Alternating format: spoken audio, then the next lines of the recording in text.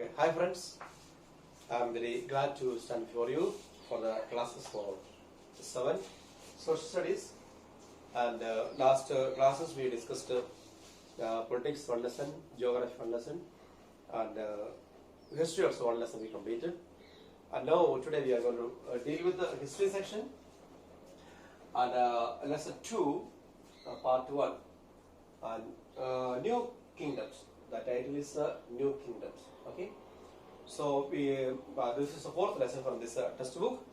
I hope that you are writing the questions and properly and learning. You go through the books, read it again and again, trying to find out the answers from the textbook, and write it down and memorize it properly. Okay, so I'm not going to give you much explanation about the introductory part. So let's get into the text. So lesson 2, New Kingdoms. Okay. And in 7th class, 6th class, we learned something importance of this Harshavardhana kingdoms. Okay, one of the king is called Harshavardhana, and Harshavardhana of Kanuj we learned about in 6th standard, and how he deal with the people, how he established his kingdom, and how he governed his own kingdom, and how he fought with other people. These are the information we read in class 6. And also you understand that nearby 4 decades, okay, 4 decades.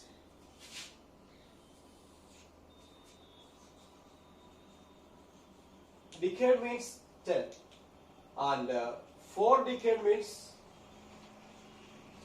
around 40 years. Okay, Harshavardhana, we learned about the Harshavardhana. Around 4 decades, that means decade means 10 and 4 decade means 40 years. Nearby 40 years, Harshavardhana of Kanuj, he ruled in India, and also these 40 years, nearby 40 years, he disintegrated and northern India broke up to a smaller kingdom. And this is a vast area, maybe the 40 years, Harshavardhana ruled a vast area. That purposely almost all the people are not happy, they are not at all satisfied because of his ruling, because that vast area, he is unable to control, he is unable to manage maybe almost all the areas. That purposely people are not that much satisfied. So what happened, you know that because of after maybe after his death we understand that maybe this the kingdom disintegrated and northern India broke up the smaller kingdom. And Harshavardhana's, maybe the broad area of his own kingdom, divided as a smaller kingdom. Okay, that means a big maybe area was there that divided into different maybe kingdoms, smaller kingdom. This is the 1, this is the 2, this is the 3, this is the maybe 4, this is maybe 5. These are different kingdoms. For example, I have given. So the vast area, 40 decades, Harshavardhana ruled, and the people are not satisfied, and he is unable to control. After his death, maybe. And this his main big kingdom divided into small groups. Otherwise, small kingdoms are there. And apart from this, later we can understand maybe the Rajputras. Otherwise, the Rajput came to exist. And you know that northern part we can understand that even Rajput, they have their own clan and try to rule. And when we are going to the southern part, we can understand that maybe the Cholas, Cheras are there. Different dynasties came in southern part of India. And maybe northern part, maybe the Rajput, different clans try to establish their own kingdom. That we are getting information from the history. So now we have read about the kings and the palaces, battles and dates, and how important are these factors in reconstructing history. Okay. So now we are going to understand that maybe the palaces, how they built their own palaces, and what are the battles maybe held in those days, and what are the importance these factors in the reconstructing industry. We are able to reconstruct and our kingdom, and how we are able to reconstruct our history. About that, we are running through this lesson, through the New Kingdoms. Okay, lesson 2. So these are the information, maybe the background. This is a common introduction I just want to give to you for better understanding of this new topics. Okay. Now we have to just get in the new topics. So first topic we are discussed with maybe that's mentioned here, the Rajputs and their origin. Okay. The first topic that mentioned the Rajput and their kingdoms. Okay.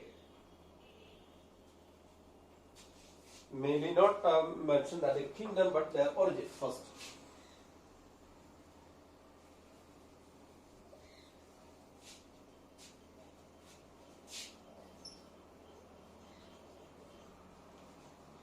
Okay, so now the Rajput and their origin, about that we are learning. How Rajput originated, about that we are learning.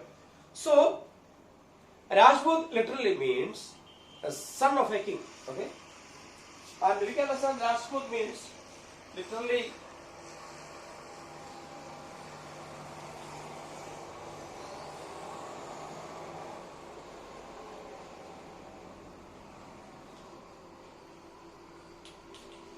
okay. And we are learning about the originating Rajput, how they originated. So the term Rajput, we are learning that simple literal meaning is that son of a king. Okay, and the historians and maybe the scholars an opinion in these kings were and belongs to maybe Kshatriya caste. You know, maybe the Rajput, according to the scholars' opinion, according to the historians' opinions, that these Rajput are belongs to the Kshatriyas.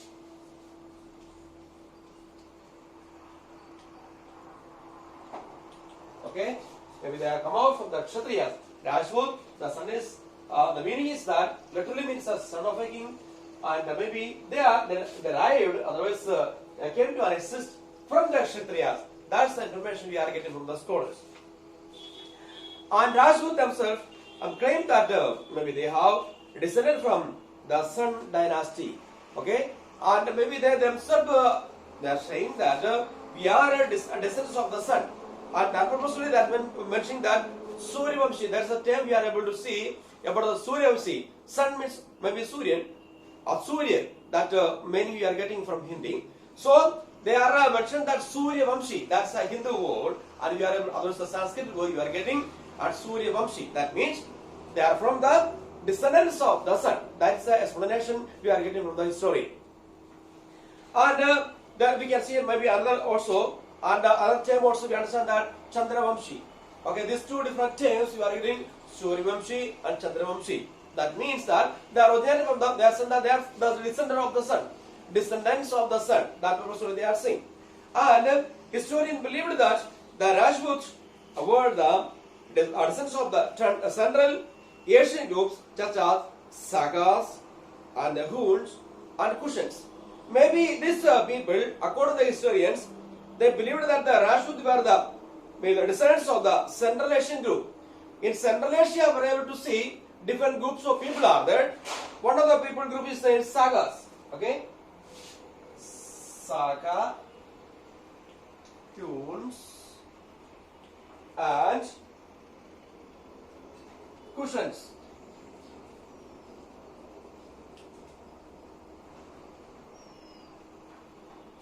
Okay, maybe this Kshatriyas, otherwise the Rajput, they came from the, according to the historian, maybe from the Central Asian people. These people are not belongs to India. These people are from Central Asia only. Sagas, they lived in Central Asia, and Huns and the Kushans. These people, maybe they are belongs to the Central Asia, and from there, these people, descendants, maybe they are the Kshatriyas, just like the Rajput. That's the understanding we are getting from the history. Now, when we are going ahead, we can understand that the Pratigaras and Rajputs, a clan along with the two other powerful kingdoms dominated in northern India about 750 to 1000 centuries. Okay, and we are getting the information from this Rajput, this topic, and mainly they are saying that the Pratigaras and Rajput clans, along with the two other powerful kingdoms, dominated in northern India about 750 to 1000 centuries. Maybe 750 to 1000 centuries. Okay, here we are getting information about the Pratigaras and Rajput. Okay, and mainly Pratigara and Rajput.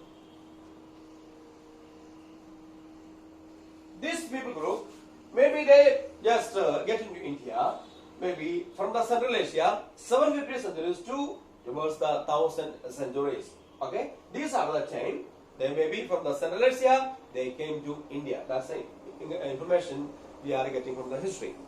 So, maybe later you know that Rajput clan becomes established their own kingdom, and however this kingdom always fought and amongst themselves. And after the 1000 BC, we can understand that centuries, or maybe even Rajput kingdom they dominated and they are trying to maybe govern in India, and they have started their own kingdom in India. Then also they have their different clans. They fought each other. Themselves they fought each other. These are the information we are getting. Okay, you know that they are coming from Central Asia, especially maybe from Sagas, Huns, Kushans. These people are there, and the Rajputs, and mainly derived from these are the people we think, and historians also thinks, and they mainly maybe belongs to the Kshatriyas group, and 750 to 1000 maybe the centuries they almost get to India, otherwise they dominated in India. That information we are getting from this first topic, the Rajput and their origin. These are the origins we discussed about the Rajput. Okay, they may be belongs to Kshatriyas. They may be from the people, those who are in Central Asia, Sagas, Huns are there, Kushans are there. These are the descendants of these people, and their Kshatriyas may be the Rajput. The simply means, literally that means that the son of the king. And these people are the Pratyaras and Rajput. They already reached India maybe in 750 centuries to towards the south 1000 centuries. These are the clear information we are getting about the Rajput and their origin. Okay. So I hope that you understand about this particular topic. Now we have to go for one more topic is there, and that's a rivalry between the original powers. Okay, the second topic, the rivalry between the original powers. You know that I already informed you that these people they fought even the Rajput also they fought each other.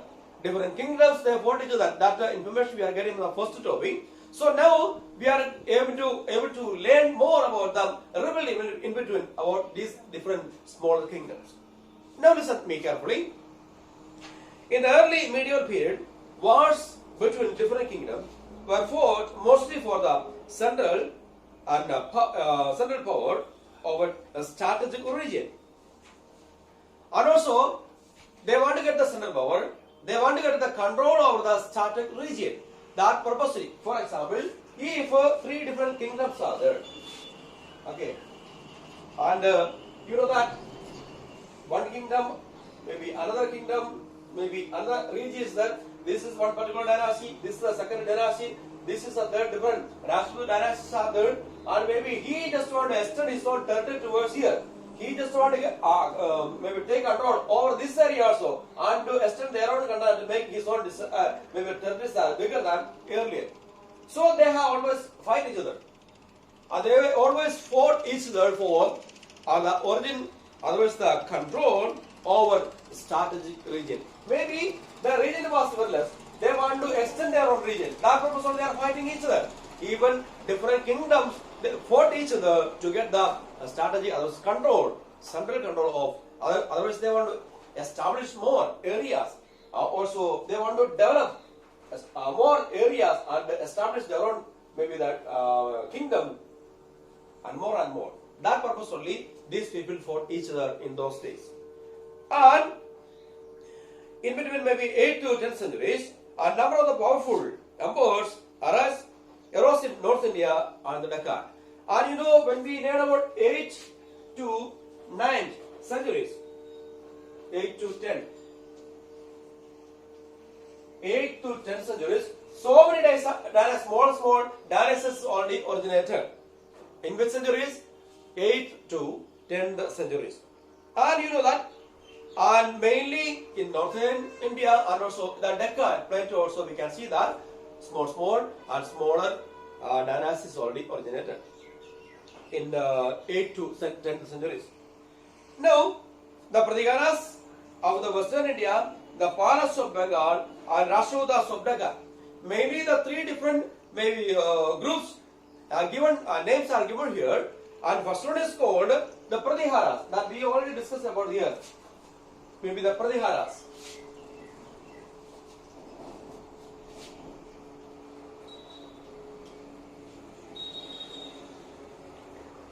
Pratiharas are there. Western India.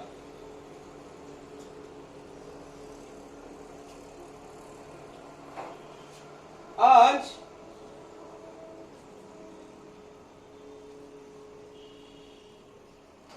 Palas, West Bengal.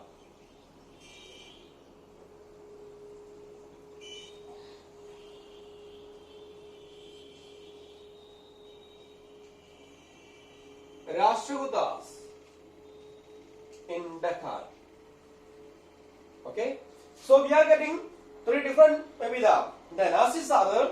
First one is called Pratiharas, that may be in Western India. We are able to understand that Pratiharas dominated in Western India. And the Palas, one of the another dynasty, that may be in West Bengal. And third one, Rashtrakutas are there in Deccan. See, these are the three different dynasties are there. They originated and then maybe fought each other for to extend in their own territory. Okay, and to increase their own boundaries, increase their own territories. They are fighting. They fought each other in those times. Now we will get information that, and the important maybe this the regional powers were engaged in wars with one another to establish control over the northern India. In northern India, this Pratiharas, Palas, Rashtrakutas, these three different dynasties, they fought each other to control over the areas. And the important cities of the Kanuj, mainly there will be a very important city as Kanuj. And mainly they want to start their own main capital in Kanuj. Kanuj is a business, maybe the city is there. And it is very good to stay there. To start their own dynasty over there, their own palace over there, and their own fort over there. That purpose, these three different groups are fighting mainly for the Kanuj. Okay, one of the place name is Kanuj. They fought each other for the Kanuj. And here mainly mentioned that Kanuj was located on the bank of the river Ganga. And this, why these people, the Pratiharas, Palas, Rashtrakutas, mainly started to fight about the fight for the Kanuj, because this is nearby the Ganga river. Okay, this Kanuj was situated. The city was situated nearby the Ganga river. Otherwise, the beneath of the Ganga. You know that if a river is there and they are getting so many benefits, you know that for the agriculture purpose they are getting enough water, so they can have very good agriculture, and because of the help of the irrigation and from the Ganga. And if we are staying, if they are making their own dynasty nearby in a deserted area, and they are able to maybe balance their maybe the properties, they are unable to provide everything for maybe their own dynasty. They are unable to control, look after their own dynasty. If it is their city or their capital located in Kanuj, that will be so many benefits are there. That purpose, these three different groups are, they want to start their own capital at Kanuj, because it was nearby the beneath of the Ganga river. And Ganga river transportation is also very good, and through the small boats are there, and through that they are able to move one place to another place and getting enough water for their own agriculture. So many benefits are there. That purposely these people fought each other for the Kanuj. Now the Ganga Valley is the original resources. And why they fought each other? Another is there, because Ganga river and nearby that beneath of the pass of the Ganga was full of resources, enormous resources, and we used to get from the nearby the beneath of Ganga. That purpose only they fought each other. And gradually the tripartite struggle, okay, weakened. You know that the beginning time, maybe the Pratiharas from the Western India, the Palas from the West Bengal, Rashtrakutas, maybe the Deccan Plateau. Mainly these people fought each other for the Kanuj.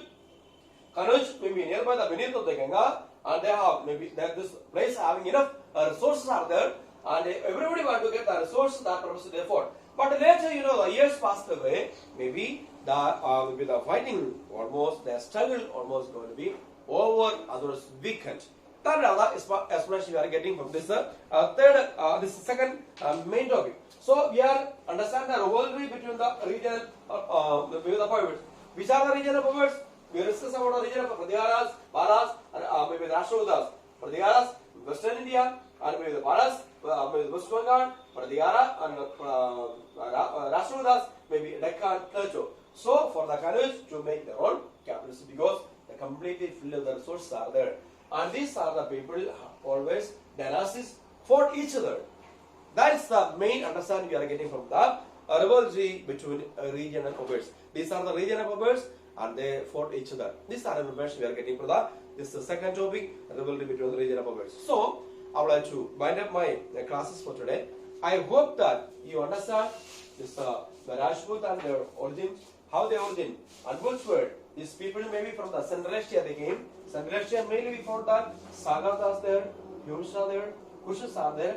And according to the philosophers or the historians, they says that these people are maybe the Kshatriyas. And Rajput mainly the meaning, literary meaning is sons of the king. That's simple thing only. And they themselves says that they are the sons. Okay, they are descended from the sons. And Suryavamshi are also maybe from the moon. Chandravamshi. These are the terms. Even the maybe the Sanskrits also they used. They are saying that they are the descendants of these Surya, son of the from the sun, and Suryavamshi and the Chandravamshi from the moon. Okay, these are the origin we understand from this part, first part. So I am going to discuss about the next part by tomorrow, next class, and Gurjara Pradyaras and the Palas. These are information I will give you by tomorrow. So I hope that you understand these two particular topics, and you read again and again to understand rest of the parts. And till then, I will give you bye, and thank you. God bless you all.